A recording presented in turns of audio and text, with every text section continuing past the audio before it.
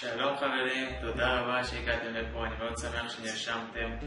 אתם הולכים לקבל היום שיעור מדהים. השאלה של היום היא של שלי. שלי שאלה אותנו, אופיר, אני רוצה לשאול אותך, למה אני תמיד מפחדת כשאני רוצה להשיג משהו חדש? למה זה קורה לי כל פעם מחדש ואני לא מצליחה לעשות בגלל הפחד? תודה רבה מראש. שלי. כן, שלי שואלת למעשה למה יש פחדים ולמה זה קורה בדיוק כשיש דברים חדשים שאני רוצה להשיג. אז זה הולך ככה חברים. זה באמת קשור לדבר חדש. פחד נובע ממצב שהוא לא מוכר. פחד בא להזהיר אותנו, זה מנגנון הגנה שנמצא בתוכנו, שבא ללמד אותנו, תיזהר, יש כאן מקום חדש, אתה צריך לבדוק את המצב. אתה יוצא מאזור הנוחות שלך עכשיו, אתה צריך לבדוק את המצב לפני שאתה הולך לעשות את הדבר החדש הזה. בוא תלמד, תקטין את הסיכונים, תוריד את המצב למצב שאתה מכיר אותו, מהמצב שאתה לא מכיר אותו, ותבנה לעצמך תוכנית לפי שלבים, ואז גם הפחד יקטן. עוד פעם חברים, פחד בא להגן עלינו.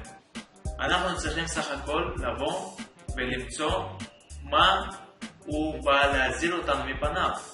כדי למצוא את זה אנחנו צריכים להבין מה הדבר החדש הזה, איך עושים את זה. אנחנו הולכים ומוצאים בכל מקום שאפשר לחפש, אם זה גוגל, אם זה יוטיוב, אם זה פייסבוק, מישהו שעשה כבר את מה שאנחנו רוצים להשיג.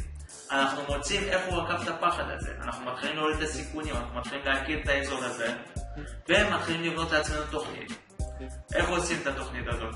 אני נמצא עכשיו כרגע במצב X ואני רוצה להגיע למצב Y. הפחד הקיים שאני לא מכיר את כל הגשר, את כל התהליך. לכן אני הולך למצוא כל שלב בתהליך, מה אני צריך לעשות, איך אני הולך לפתור את הבעיות באמצע.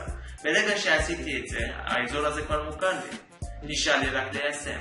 אני מתחיל ליישם ללא שום פחד חברים. הפחד זה מצב שאני לא מכיר אותו. הוא בא להגן עליי.